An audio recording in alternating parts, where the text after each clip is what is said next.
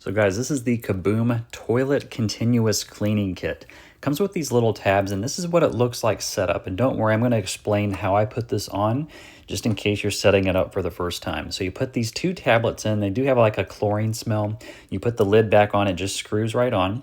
Now this comes with the purple little apparatus there and the two clear tubes. And this is how you put it on. Now what happens is the water comes in from the fill valve, goes into that little purple chamber, mixes with those little tablets, then comes out this other clear tube and down into the overflow tube there. Now that's going to have that chlorine or OxyClean type water go into the toilet and prevent those rings like pink rings and then mold as well.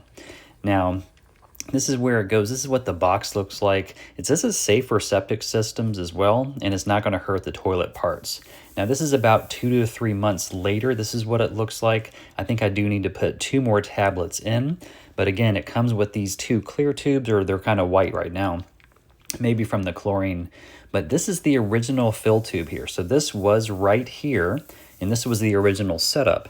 So I just kept that black fill tube on just in case we didn't like this Kaboom system, or we just wanted to reverse and didn't want to mess with it. But that is clipped on with this black clip, and you can see this metal clip right there. That's what's holding that clear tube in from the Kaboom kit. So again, this is what it looks like here. We do need to put probably 2 more tablets in just to go ahead and get that refilled. But the water again comes into here, goes out this fill tube, and then goes through the overflow tab. And again, this black tube originally was on there like that, and you can keep it on there just in case you're not sure you like it or like the smell.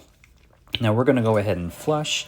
And so again, the water's coming through here, going through this chamber, mixing with those tablets, coming down into the overflow tube there, and it's going to, I'm going to put this back on.